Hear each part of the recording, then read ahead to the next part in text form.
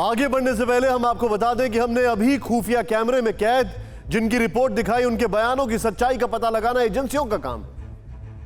TV 9 Bharatvarsh इसकी सत्यता की पुष्टि नहीं करता क्योंकि हमारे अंडरकवर रिपोर्टर और हिडन कैमरे के सामने महंत महेंद्र सिंह ने अब तक जो कुछ बताया वो महंत नरेंद्र गिरी की मौत की गुत्थी को और भी उलझा देता है।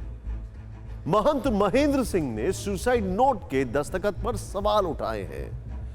यही नहीं, गले पर रस्सी से ओ का निशान बनने का दावा किया। लिहाजा हमने ऑपरेशन बागंबरी को और आगे बढ़ाया, यह जानते समझते हुए कि यह केस अब देश की सबसे प्रतिष्ठित जांच एजेंसी सीबीआई के जिम्मे।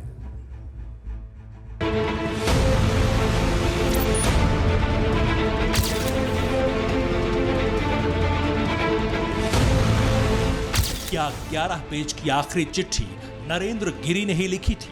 क्या 3 मिनट में एक हस्ताक्षर करने वाले महंत ने सुसाइड से पहले 11 पन्ने का नोट लिख डाला?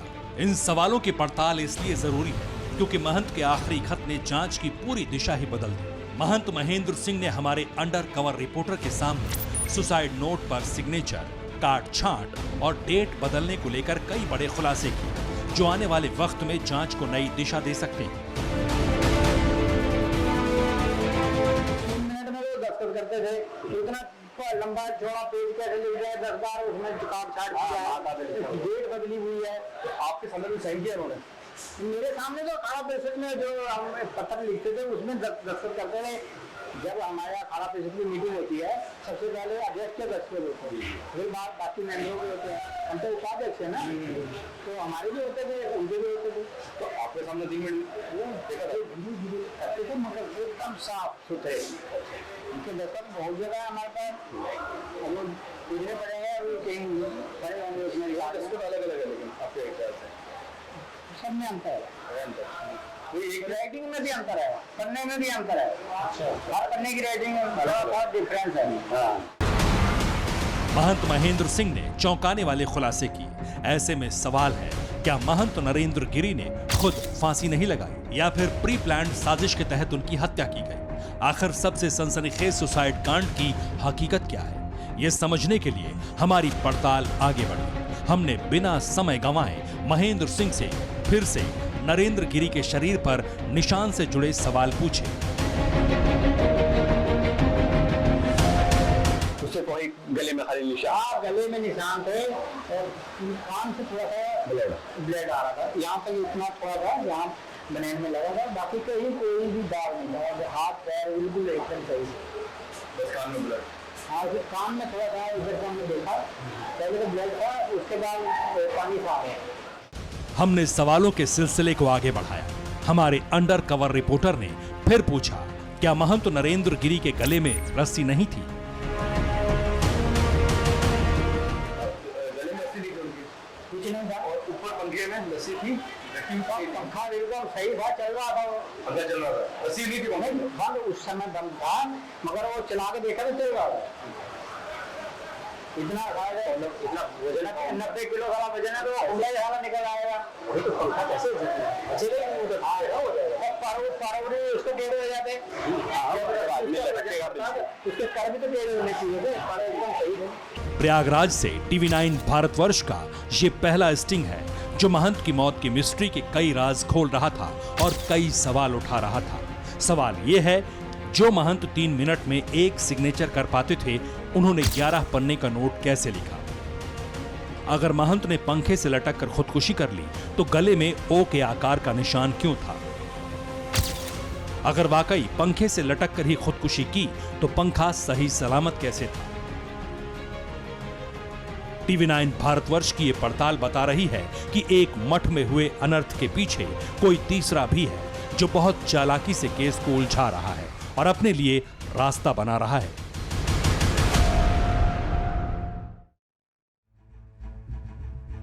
लेकिन एक और चीज गौर करने वाली बात वो ये है कि जो पोस्टमार्टम की रिपोर्ट आई उसमें ये सारे सवाल नहीं उठे हैं। महंत देवेंद्र सिंह ने ऑपरेशन बाघंबरी में कई बड़े खुलासे किए, कई चौंकाने वाले दावे किए, लेकिन हमारी यह पड़ताल अभी पूरी नहीं हुई थी। हम इस केस की उन पहली कड़ियों से पूछताछ कर रहे थे जिनके बयान इस मिस्ट्री की जांच को सही दिशा में ले जा सकते हैं। इसीलिए हमने एक और अहम किरदार को हिडन कैमरे में रिकॉर्ड करने का फैसला किया। हम आपको उनका नाम और सनसनीखेज खुलासा सब दिखाएंगे, लेकिन आगे बढ़ने से पहले एक बार यह जानना जरूरी है कि महंत नरेंद्र दास की मौत को लेकर एफआईआर में क्या क्या लिखा है और उनकी पोस्टमार्टम रिपोर्ट क्या कहती है। 20 सितंबर सोमवार देर रात अमरगिरी पवन महाराज की तरफ से जॉर्ज टाउन थाने में एफआईआर दर्ज कराई गई। इसमें महंत नरेंद्र गिरी के शिष्य आनंद गिरी पर आत्महत्या के लिए उकसाने का आरोप लगाया गया, जबकि शुरुआती पोस्टमार्टम रिपोर्ट में फांसी लगने से मौत की वजह सामने आई। हालांकि जांच के लिए विसरा को सुरक्षित रख लिया गया है, लेकिन इस रिपोर्ट के आने के बावजूद पिछले 8 दिनों में महंत नरेंद्र गिरी की मौत को लेकर लोगों के सवाल खत्म नहीं हुए हैं। ऐसे में हमने भी बड़े हनुमान मंदिर के उप व्यवस्थापक और रहस्यमयी मौत के बाद एफआईआर दर्ज कराने वाले पवन गिरी से एक महंत की मौत के पीछे का माजरा जाना।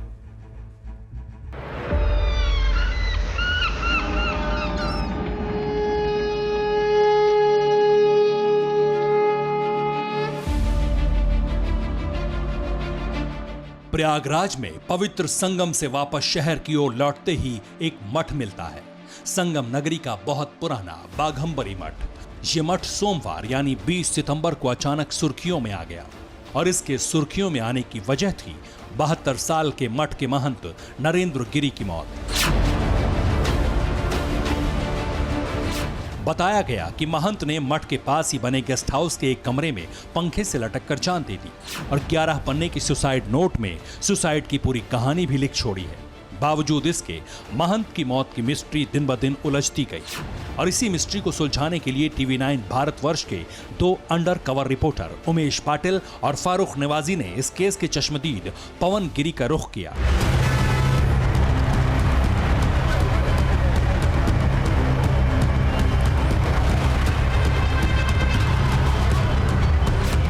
हमने पवन गिरी से यह जानने की कोशिश की कि आखिर एक महंत की मौत के पीछे का माजरा क्या है।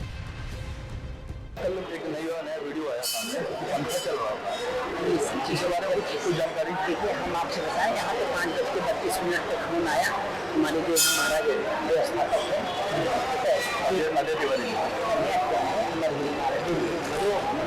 हम दोनों लोगों का नाम बताया।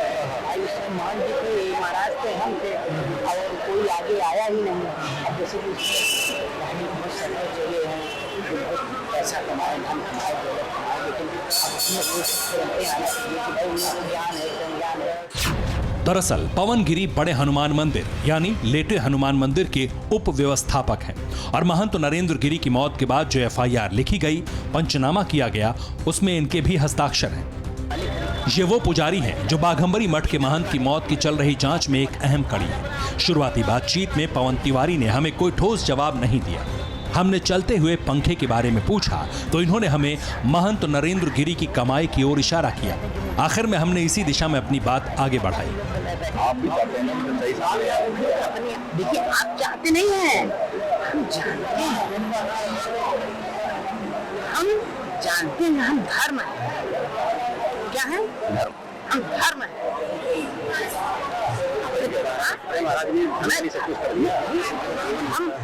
हम धर्म है,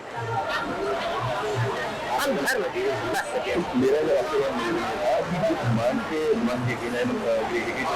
जो बॉडी जिस रूम में मिली, तो बताया जा रहा है कि ये रूम में वो सोने की थी दक्षिणा। महाराज, आपसे मैंने ये बताया ना, ये जो जगह मैं वहाँ पे कोई मतलब नहीं है। यहाँ पे आपने हमारी मदद की ना, क्या बात है? यही बताया।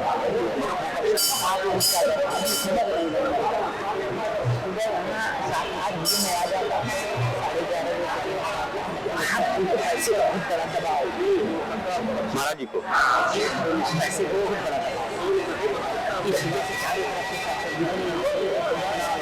मेरा नाम आया, मैंने बताया। आखिर पुजारी पवन गिरी हमसे थोड़ा खुलने लगे। पुजारी ने हमसे दावा किया कि उन्हें महंत नरेंद्र गिरी की मौत की पूरी सच्चाई पता है। उन्होंने दावा किया कि उनका बाघंबरी मठ से कोई लेना देना ही नहीं था, लेकिन उन्होंने इशारा किया कि बाघंबरी मठ के महंत पर पैसों को लेकर बहुत दबाव था। लेकिन पवन गिरी ये नहीं चाहते थे कि वो हमें पैसों का जो क्लू दे रहे हैं उसमें उनका नाम आए।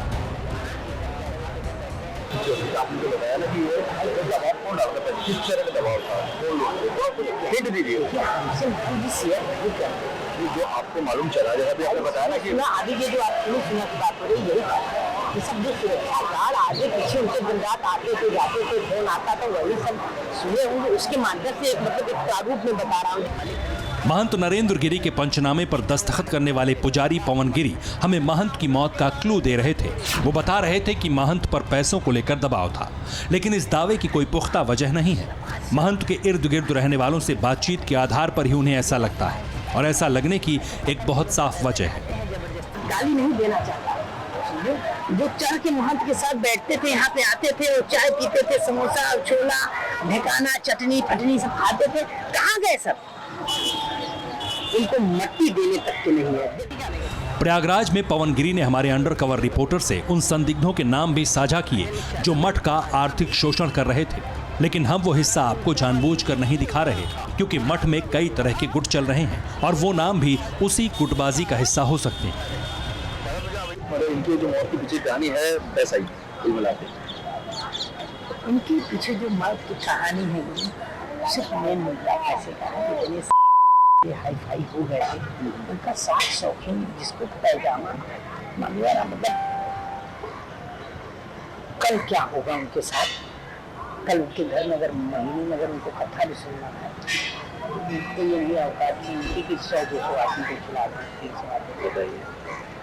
आज वो अरबपति होगा, हमारे पीछे आए वाला 50-100 करोड़ संपत्ति। प्रयागराज के एक पुजारी महंत की मौत मिस्ट्री खोल रहे थे। सिर्फ मौत के दिन ही नहीं बल्कि मठ के साथ जुड़े लोगों को लेकर अपने अनुभव बता रहे थे। और आखिर पवन गिरी ने हमें एक ऐसा क्लू दिया जो इस पूरी इन्वेस्टिगेशन की महत्वपूर्ण कड़ी साबित हो सकता है। हमें रास्ते चाहिए, आप ही बताएंगे हमें। कैमरे की नजर में है इस समय। कोई बात नहीं, मैं हम आप नहीं बोलिए, आपके लिए कोई नहीं मैं हम लोग आपसे केवल नहीं समझ रहे। हरिद्वार से भी आप भी बहुत राज खुलेगा यार। 2 मिनट मैं जहाँ से आप आए वहाँ से भी हाल में पैसा आया हुआ था जमीन बिकने का।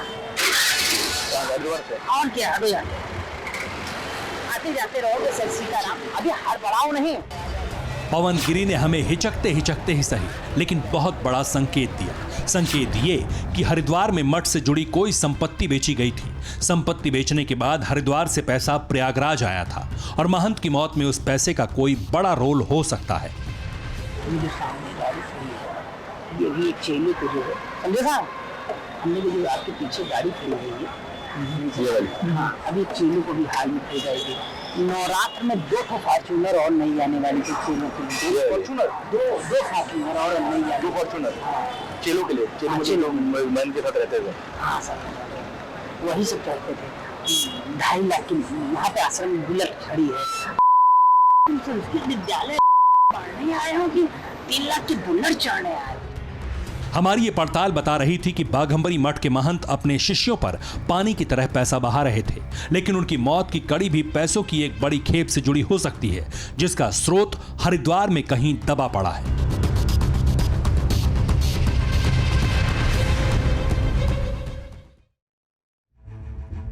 फिक्र आपकी, सोमवार से शुक्रवार रात 9 बजे सिर्फ TV9 भारतवर्ष पर।